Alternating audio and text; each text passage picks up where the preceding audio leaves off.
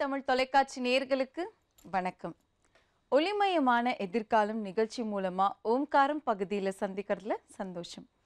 உங்களுடைய வாழ்க்கையில் மென்மேலும் வளர்ச்சி பெறவும், பிரச்சனைகள் தீரவும், ஜாதக ரீதியான சந்தேகங்களுக்கு விடை காணவும் யோக ஆஞ்சநேயர் சக்தி பீடம் அனுமன் உபாசகர் ஜோதிட சிம்மம் திருவல்லிக்கேணி சுவாமி கண்ணன் பட்டாச்சாரியா சப்தரிஷி வாக்கியம் மூலம் உங்களுடைய பிரச்சனைகளுக்கு தீர்வு சொல்லுவார்.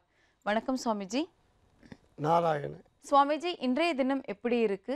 என்னென்ன பூஜைகள் நம்ம செய்யலாம்?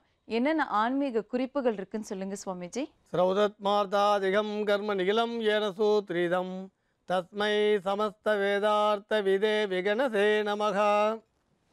வக்ரதுண்ட மகாகாயா சூரியகோடி சமப்பிரபா நிர்விக்னம் குருமே தேவா சர்வகாரேஷு சர்வதா. யோகப்பட்டேன பத்தாங்கம் திரிநேத்திரம் சாந்த விக்கிரகம் தியாயே சமஸ்த தோஷக்னம் பாதாத்மஜம் அகல்மஷம் கிருஷ்ணம் வந்தே ஜெகத்குரு. ஜெயந்தி மங்களா காளி பத்ரகாளி கபாலினி துர்காஷமா சிவாதாத்ரி ஸ்வாகாஸ்வதா நமோஸ்துதே. குரு பிரம்மா குரு விஷ்ணு குருதேவோ மகேஸ்வரகா குரு சாட்சாத் பரம்பிரம்மா தஸ்மை ஸ்ரீ குரவே நமக. அஸ்மத் குருப்பியோ நமக. விகனச மகா குருவே நமக. அனுமன் சுவாமிகள் ஆசிகளுடன் மங்களகரமான மன்மத வருடம் ஐப்பசி மாதம் 5ஆம் தேதி 22/10/2015 வியாழக்கிழமையான இன்று பல நல்ல ஆன்மீக தெய்வீக விஷயங்களை பேசலாம். பொதுவாக விரதம் இருக்கும் பொழுது சில விஷயங்கள் தவிர்க்கணும் அப்படின்னு சாஸ்திரம் சொல்கிறது. சில பேர் என்ன கேட்குறா, காபி சாப்பிடலாமா? என்னென்னா, நம்ம சமூகத்தில் இந்த காபி சாப்பிட்றதுன்ற பழக்கம் நம்ம ரத்தத்தோடு இப்போ ஊறி போயிடுது. விரதம் இருக்கும்பொழுது காபி சாப்பிட்டா தப்பு இல்லைன்ற நினைக்கக்கூடிய அளவுக்கு மனசு பக்குவப்பட்டு போச்சு. அப்படி ஒரு பக்குவத்துக்கு வந்துடுது. பெரியவாள்லாம் தீர்த்தம் கூட ஜலம் கூட சாப்பிடாமல் இருந்த காலம், தண்ணீர் கூட அருந்தாமல் இருந்த காலம் போய் காபி சாப்பிட்டா என்னன்ற மனோபாவம் வந்துடுது. ஆனால் இந்த பக்குவமான நிலை அப்படின்றது சரியாக தவறானா தவறு அப்படின்னு தான் சொல்லுவோம்.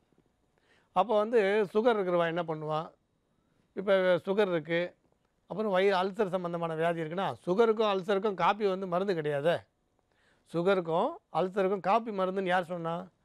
அப்படி சுகர் இருந்தால் சாஸ்திரங்களே சொல்கிறதே, நீங்கள் பசும்பால் சுவாமி பேர் சொல்லி சாப்பிடலாம், துளசி தீர்த்தம் சாப்பிட்லாம், பசும்பால் சாப்பிட்லாம், தேன் சாப்பிட்லாம், சுகர் இருக்கிறவா வேக வச்ச பொருள் சாப்பிட்லாம், தினை மாவு சாப்பிட்லாம், சில பொருட்களை சாப்பிட்லான்னு சொல்கிறதே. அதை தவிர இப்போ ஒரு தயிர் சாதம் இருக்குது, உப்பு போடாமல் கோவிந்தா கோவிந்தான்னு சொல்லி சாப்பிடுங்களேன். அப்போ எதுக்கு இதை சொல்ல வரோன்னா, சுகர் இருந்தால் அல்சர் இருந்தால் அந்த மாதிரி விரதம் இருக்க முடியாதவா சில சாப்பிட்லான்னு சொல்லியிருக்கு. ஆனால் நம்ம என்ன பண்ணிடுறோம், நல்ல ஆரோக்கியமாக இருக்கிறவா கூட காஃபி சாப்பிட்டா தப்பு இல்லைன்ற மனோபாவத்துக்கு வந்துட்டோம். ஆனால் பொதுவாகவே இதெல்லாம் நம்ம காஃபின்ற பொருளை கட்டாயம் தவிர்க்கணும். இதுவும் முன்னோர்களுக்கு இந்த திதி கொடுக்கும் பொழுது கட்டாயம் நீங்கள் தவிர்த்தே தீரணும்.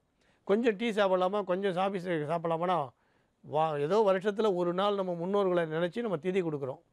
அப்படி முன்னோர்களை நினச்சி நீங்கள் பித்ரு கடனை தீர்க்கும் பொழுது அந்த காஃபியை ஏன் தவிர்க்க முடியாது? அப்போ ரொம்ப வயசானவா, சின்ன குழந்தைங்க, வியாதிஸ்தர்கள், சுகர்னு சொல்கிறீங்க இல்லையா, அதுக்கு வியாதிஸ்தர்கள்னு சொல்கிறோம். அப்படி வியாதி உள்ளவா சுவாமிக்கு நைவேத்தியம் பண்ண பாலை சாப்பிடுங்க, பைத்தங்கஞ்சி சாப்பிடுங்க, கட்டாயம் தெனமாவு சாப்பிடுங்க.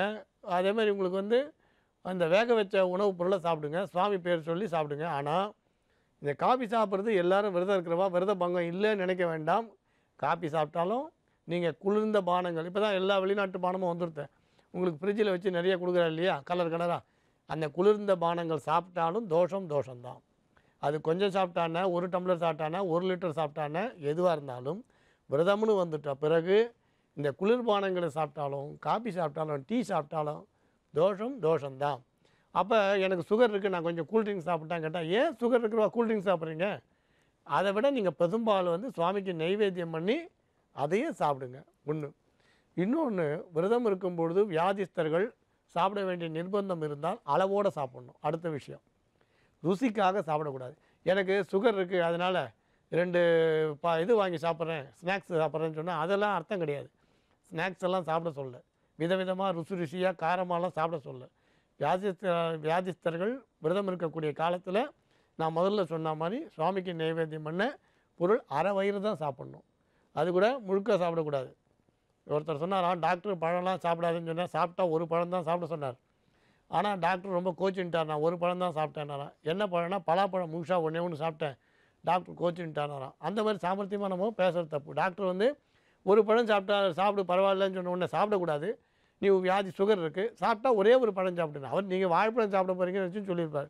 ஒரு பலாப்பழத்தையே மொத்தமாக எடுத்துகிட்டு ஒரு 50 பழத்தை சாப்பிட்றேன்னா, அப்போ நாம் சாமர்த்தியத்தால் பேசுகிறது. ஆனால் சுவாமி முன்னால் சாமர்த்தியங்கள் எடுபடாது. ஒருத்தர் சொன்னார், என் பேரில் கடை ஆரம்பிக்கக்கூடாதுன்னு சொன்னால், என் பையன் பேரில் ஆரம்பிக்கிறேன். பையனுக்கு என்ன வயசுன்னு